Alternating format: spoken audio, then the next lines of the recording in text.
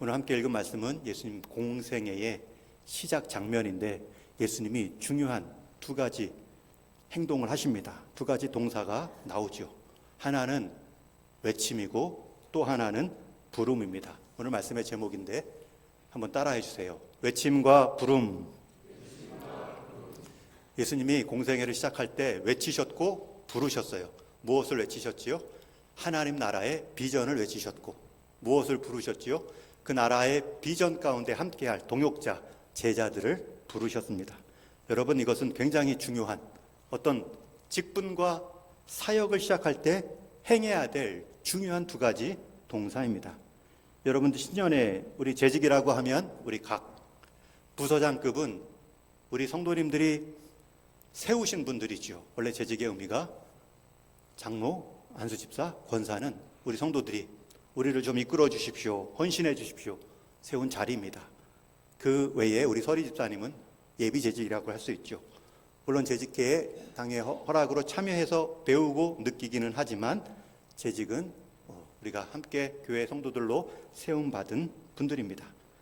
그럼에도 우리 서리집사님들, 신임 서리집사님 포함해서 참석해 주셨고 또 아주 먼 우리 훗날의 재직들 우리 사무실에서 함께 예배 드려 주시는 것 너무나 고맙고 제가 잊지 않을 것입니다.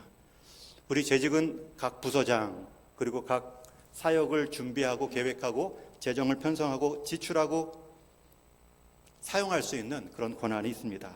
여러분, 그렇게 맡겨진 각 부서의 일들을 감당하실 때에도 여러분들은 두 가지를 하셔야 됩니다. 외치셔야 됩니다. 내가 이 부서장으로 내가 동익교회에 이룰 비전은 무엇인가? 하나님 나라 가치를 확장하는데, 실현하는데 내 직분으로, 내 부서장의 역할로 해야 할 것들은 무엇인가? 부서원들과 나누십시오. 동익교회와 나누십시오. 심지어 저에게도 나누셔서 여러분의 꿈을 좀 보여주십시오. 외치십시오. 그리고 두 번째는 그 외침에 함께할 동역자들을 부르십시오. 예수님은 그 동역의 일꾼으로 제자들을 부르십니다. 그게 오늘 두 가지 내용입니다. 첫 번째는 내가 이 부서장을 통해, 재직을 통해 이룰 나의 비전, 외칠 나의 하나님 나라 가치는 무엇인가? 두 번째는 이 일을 누구와 함께 이루며 그들을 세울 것인가? 특별히 예수님은 비전을 말씀하실 때 앞에 비전과 연결해서 말씀하십니다. 예수님은 갈릴리에 오셔서 사람들에게 하나님 나라를 외치실 때 오늘 말씀에 보면 회개하라라는 표현을 하고 계시죠. 회개하라. 여러분, 이것은 많이 들은 표현입니다. 이미 앞에 4절에 보면 예수님이 제시한 비전 이전에 세례 요한이 제시한 비전이 이 회개하라입니다. 4절 말씀에 죄사함을 받게 하는 회개의 세례가 모든 사람들의 마음속에 이루어져야 할 비전으로 들려졌습니다. 그러자 이 비전 앞에 반응한 사람들이 몰려옵니다. 우리 5절 말씀은 같이 한번 읽습니다. 시작. 온 유대 지방과 예루살렘 사람이 다 나아가 자기 죄를 자복하고 요단강에서 그에게 세례를 받더라. 아멘. 예수님의 비전은 앞선 세례 요한의 비전을 이어받습니다. 예수님께서 새로운 비전을 제시하기 전까지 진리를 갈망하던 사람들은 이 세례 요한의 회개의 비전을 공유하고 한 방향으로 순종하며 나왔습니다. 여러분, 부서장님들이 비전을 말할 때 새 비전을 말씀하기 전에 이전의 부서장님들, 이전의 장로님들, 이전의 안수집사님들, 권사님들이 수고했던 그 비전들, 그 하나님 나라의 가치들을 먼저 잘 살펴보십시오. 그리고 거기에 덧붙여서 또 내 달란트와 역할로 더 이어갈 것들을 이어가는 것입니다. 앞선 재직들, 부서장들의 인수인계를 잘 받으십시오. 먼저 길을 놓아주셨고 빛이 되어주신 분들이 헌신, 그래서 내가 오늘 이 사역을 계승할 수 있구나, 겸손함으로 바통을 이어가십시오. 이전의 사다리 없이 다음 단계의 사다리는 절대 오를 수 없습니다. 우리 이전에 초속을 넣은 은퇴 장로님들, 권사님들, 우리 동익교회에 얼마나 부요한 영적인 자산인지 모릅니다. 저는 이분들을 계속 격려할 뿐만 아니라 이분들을 계속 우리 동익교회에 안 좋은 표현일지 모르겠지만 써먹을 겁니다. 마지막 생명의 길이와 사명의 길이가 일치하도록 격려해드리고 도움받을 것입니다. 우리 지난번 성구영신 예배와 또 성탄절 예배 때 은퇴 장로님 두 분이 한 분은 시적인 표현력으로 기도를 해주셨고 한 분은 또 통찰력을 가지시고 균형 있게 풍성하게 잘 나눠주셨죠. 직분은 은퇴했지만 직분이 해왔던 사역은 은퇴하지 않습니다. 그 인생이 복된 인생이고요. 또 우리가 다음 세대의 초석으로 내가 끝까지 쓰임받는다. 너무나 귀한 마음가짐이십니다. 우리 은퇴 권사님들도 기회가 있으시면 다시 샤론 찬양대 회복해 주세요. 수요일 날 샤론 찬양대 꿈을 놓지 않습니다. 신년 특별 새벽 기도회 때 우리 시무 권사님이 이틀을 나눠서 했더니 은퇴 권사님 한 분이 시무 권사님 한 번 묶으시고 금요일은 은퇴 권사님 하게 해주세요 라는 반가운 소리를 들었어요. 그래서 제가 봄에 고난주간 또 5일간 특별 새벽 기도 할 때에는 우리 은퇴 권사님들이 금요일 날 한 번 더 해주시면 좋겠고 또 다른 은퇴 안수 집사님들도 팀을 모으시든 또 우리 교구가 한번 하겠습니다 하시든 그렇게 자리는 열려놓았으니 은퇴하셨다고 내려놓으실 것이 아니라 은퇴했으니 하실 것이 있다라는 것을 보여주시는 또 우리 이쪽 어르신들이 되시기를 바랍니다. 그리고 우리 어르신들은 그런 수고 위에 또 세례 요한의 역할을 감당해 주셔야 됩니다. 세례 요한은 자신의 비전이 예수님께 계승되는 것을 기뻐합니다. 단순히 그 그림자로서만 존재했었던 것도 감사하죠. 그래서 7절에 보면 이런 표현까지 합니다. 그가 전파하여 이르되 나보다 능력 많으신 이가 내 뒤에 오시나니 나는 굽혀 그의 신발끈 풀기도 감당하지 못하겠노라. 수고한 그 귀한 수고가 있지만 다음 세대를 위해 너희 수고가 너희의 비전이 더 귀하다. 이렇게 말씀해 주십시오. 다음 세대와 다음 직분자들을 더 띄워주십시오. 세례 요한은 나는 물로 세례를 베풀었지만 뒤에 오시는 분은 성령으로 세례를 베푸실 것이다.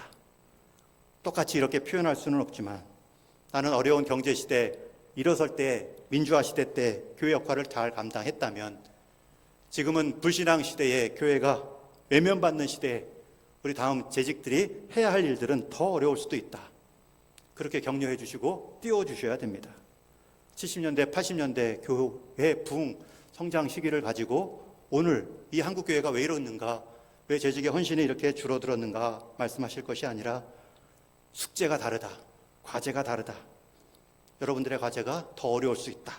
그렇게 격려해 주시고 위로해 주시면 힘이 됩니다.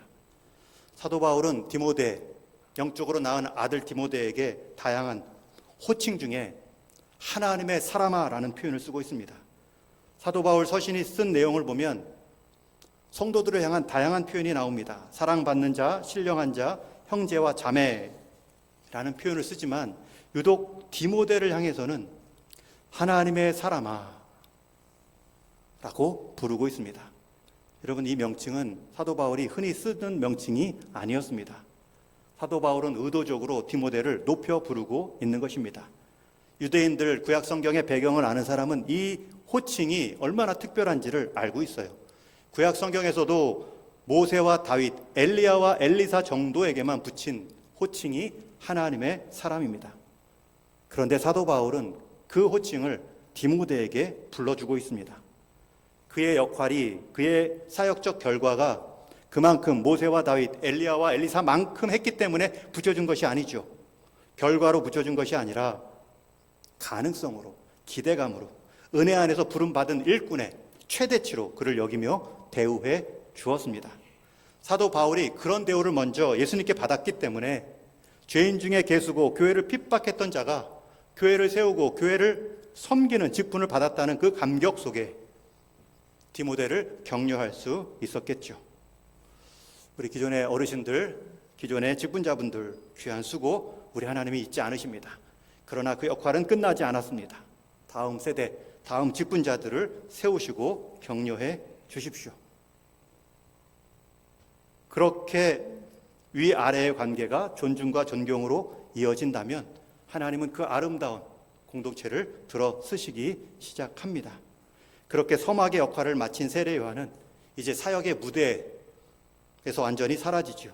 오늘 본문 14절인데 한번 같이 읽습니다. 시작. 요한이 잡힌 후 예수께서 갈릴리에 오셔서 하나님의 복음을 전파하여. 여기까지요. 예수님이 계속 외치시는 거예요. 예수님이 세례 위에 하나님 나라의 복음을 외치고 있습니다. 한 공동체가 나아갈 때에는 그려진 비전이 필요합니다. 큰 그림이 있어야 보여지고 닮아가려는 열망이 있죠. 기업체에서도 시연 제품을 만들 때 설계도만 만들지 않습니다. 꼭 새로운 아이디어가 있으면 실제 제품을 출시합니다. 시제품이라고 해서 반드시 한번 시험을 거치죠. 대규모 아파트 단지를 짓기 전에도 조감도뿐만 아니라 한 칸이라도 경험할 수 있도록 모델하우스를 만들어 개방합니다. 예수님이 지금 하나님 나라를 선포하시고 그것을 느끼게 하시려고 하나님 나라의 맛봄들을 여러 치유 사역들을 통해 회복과 기적의 역사로 경험케 해 주십니다. 하나님 나라에는 눈물이 없다 했는데 거기에 눈물로 울고 있는 자들을 위로해 주셨고 먹이셨고 그들 편에 서 주셨습니다. 하나님 나라에는 아픔이 없기 때문에 모든 환자들을 치유해 주셨고 심지어 하나님 나라에는 죽음이 없기 때문에 죽은 나사로까지 살려내십니다. 일종의 모델하우스예요. 샘플이에요. 우리 재직분들도 여러분들 비전을 말씀하셨으면 사역을 모델화 시키십시오. 여러분의 비전을 이룰 사역을 하나 남기고 가십시오. 다음 세대, 다음 재직들이 그 사역을 이어갈 수 있도록 모판, 토대를 놔 주십시오. 교회는 길게 보고요. 후퇴하지 않도록 토대를 잘 놓으면 하나님이 일하십니다. 10년, 20년 교회의 모습을 그려주시고 작게는 내가 속한 부서와 전도회, 구역들을 향한 기대를 가지시고 2년 단위로 내게 주신 역할들을 모델링하겠다. 그 수고를 해주시기 바랍니다. 주님께서는 우리에게 복음뿐만 아니라 복음으로 한 성도를, 한 공동체를 세울 수 있는 직분을 주셨습니다. 물론 이 직분의 모습이 다 다릅니다. 연령에 따라 또 역할도 다를 것입니다. 그러나 분명한 것은 직분이 다른 것만큼 모든 직분에는 끝이 있다는 것입니다. 둘 중에 하나는 끝나요. 우리 직분이 먼저 끝나든 그 직분을 감당할 내 힘이 먼저 끝나든 가장 좋은 것은 그 직분과 내게 주어진 역량이 함께 끝나는 것이 가장 좋지요. 그러나 직분은 아직 한참 남았는데 그 직분을 감당할 힘이 남아있지 않거나 건강이나 능력이나 재정이나 달란트가 다 소진되면 안타깝습니다. 반대로 힘은 남아있고 의지는 있는데 직분이 끝날 수도 있어요. 직분을 감당할 기회와 여건이 되지 않을 때에도 참 안타깝습니다. 제가 일전에 중국에 잠깐 있을 때 하얀색 우리 흔히 말하는 모나비 볼펜 몇 타스를 따로 사서 간 적이 있습니다. 가서 이제 열심히 한자 공부해야지. 그리고 또 하나 가져간 것은 한국에서 선교지 간다고 선물로 준 비싼 만년필이 하나 있습니다. 아꼈죠. 잘 안 썼죠. 이름 쓰는 연습만 했죠. 그런데 한 번은 학교에서 한자 쓰다가 그 비싼 선물로 받은 만년필을 바닥에 떨어뜨렸는데 우리 교회 바닥밭이 돌바닥이기 때문에 이 펜 촉이 휘어졌습니다. 그 만년필만 준 것이 아니라 만년필 안에 잉크를 갈아 넣을 수 있도록 그 잉크도 또 따로 여러 개 받아왔는데 이 펜 끝이 그 아꼈던 만년필이 앞부분이 휘어지니까 글자를 쓸 수가 없습니다. 이제 남은 모나미 볼펜만 가지고 한자 공부를 합니다. 그런데 한 번은 남아서 공부하는데 연습장에 한자를 계속 반복해서 쓰고 있는데 안 써지는 거예요. 그래서 왜 안 써지지? 그리고 앞쪽을 열고 그 볼펜심을 당겨서 보니까 그 볼펜심이 다 비어 있어요. 그런 경우는 흔치 않고 웬만하면 대충 쓰다가 버리거나 교체하는데 그 모나비 볼펜 하나가 다 잉크가 소진되어서 투명한 빨대와 같은 것만 남아있어서 속이 훤히 보입니다. 자신의 남겨진 잉크를 한 글자 쓸 수 없을 정도로 다 쓰고 비어있는 그 볼펜의 모습을 보는데 숭고한 마음이 들었습니다. 한 톨 남기지 않고 다 먹은 밥그릇 보면 우리 봉사부장님들 얼마나 위로를 받겠어요. 하나도 남기지 않은 그 모나미 볼펜, 그 비운 모습이 제게는 큰 깨달음이었습니다. 반면에 값비싸고 모양도 화려했던 만년필은 충분히 써보지도 못하고 중간에 떨어져서 앞촉이 휘어져서 어디가 있는지도 모릅니다. 18세기 미국 부흥의 아버지라고 불리우는 조지 휘필드 부흥사는 초인적인 설교를 한 사람으로 유명합니다. 적게는 40시간, 많게는 한 주에 60시간 설교를 했던 열정가입니다. 주변 사람들이 말리지요. 오래 하셔야지요. 그러다가 얼마 못 가 쓰러지십니다. 그럼에도 휘필드는 아랑곳하지 않고 계속해서 말씀을 부르는 곳마다 찾아가 증거합니다. 그러면서 스스로 늘 이런 말을 되뇌이는 거예요. 나는 녹이 쓸어 없어지기보다 닳아 없어지기를 원하노라. 우리의 직분이 끝이 있습니다. 직분이 끝이 나든 직분을 감당할 내 역량이 끝이 나든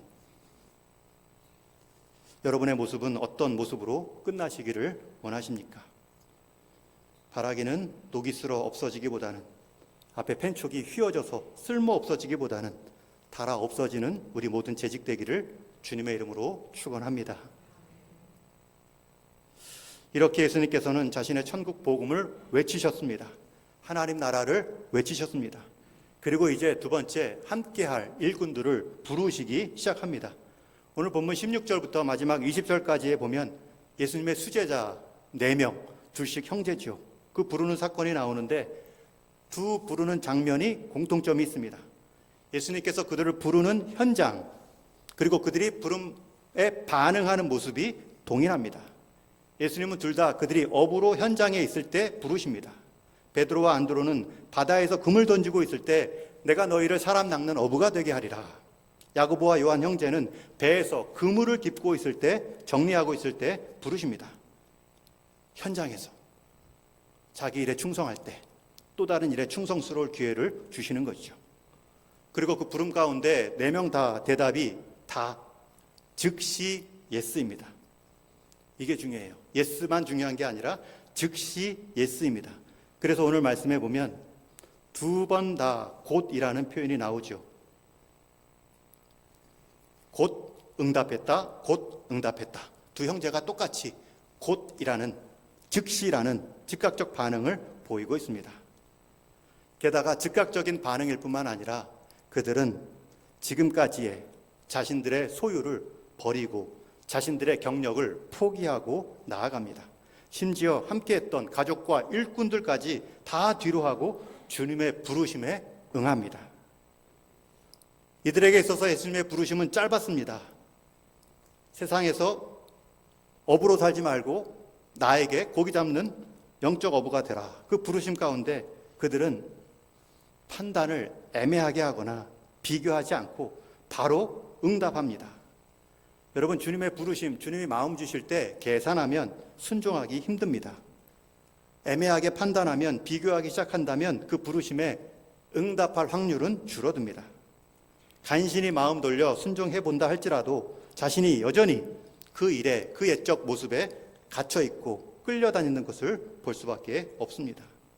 베드로와 안드레는 그물을 버려 예수님을 쫓았고 야고보와 요한은 그 아비를 사꾼들과 함께 배에 버려두고 예수님을 따랐다.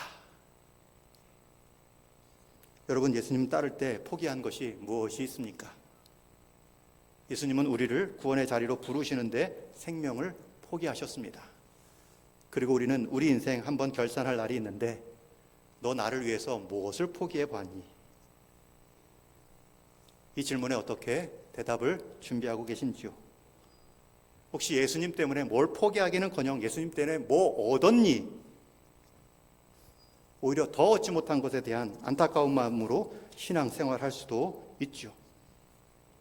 그들이 소유했던 것을 모두 포기하고 예수님을 따를 수 있었던 것은 예수님께 소유 존재가 되는 것을 더 크게 여겼기 때문입니다. 스스로의 인생의 소유를 포기할 수 있었던 것은 예수님께 내가 소유된다는 삶이 더 좋다는 결심이 있었기 때문이죠. 여러분, 예수님을 믿으면서도 절대 놓지 못하는 것들이 있습니다. 올해는 한번 놓아 보십시오. 없어도 삽니다. 자꾸 내려놓지 못하고 주님께 돌이키지 못하게 하는 것들이 있죠. 그때마다 주님의 부르심, 더 좋은 부르심, 내 존재가 가질 수 있는 소유보다 무한하신 하나님의 내가 소유되는 그 비전, 그것을 한번 꿈꾸어 보십시오. 여러분들이 그러한 도전, 그러한 버림, 그러한 애씀이 여러분의 신앙을 더 주님 보시기에 합당한, 부르심에 합당한 일꾼으로 빚어가는 것입니다.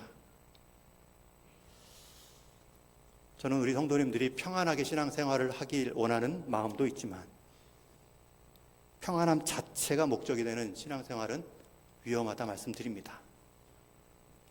제자들은 자기 생활의 평안함을 깨뜨렸습니다. 그러자 하나님이 예상하지도 못한 그 인생들의 새로움을 부여하게 만드셨죠. 그 인생 성경에 기록되고 그 인생 예수님 제자로서 쓰임받고 그 인생 성경들을 기록하는 그 놀라운 일에 쓰임을 받습니다. 내 걸 내려놨더니 하나님의 소유로서 더 크게 누리고 이름을 남겼죠. 여러분, 도전해야, 경험해야 얻을 수 있는 은혜가 있습니다. 순종해야 변화될 수 있는 기회가 있습니다. 루이 나이에이라는 중국 여성 바둑 기사가 있습니다. 불세출의 여성 바둑 기사로 알려져 있죠. 이 루이는 18세 국가대표, 중국에도 이 바둑 인구가 많고 국가대표 된다는 것 자체가 탁구 국가대표 되는 것만큼 어려운데 이미 18세에 국가대표가 되고 35살 때에는 구단에 오르며 대적자가 없습니다. 바둑계를 평정합니다. 그런 그가 중국 바둑계와 갈등을 빚습니다. 대표부와 갈등 관계에 들어서자 자기 소속을 옮기려 합니다. 일본 기원으로 옮길 계획을 갖고 있는데 당시 일본 바둑계는 이 여성 중국 바둑 기사를 받아들이지 않습니다.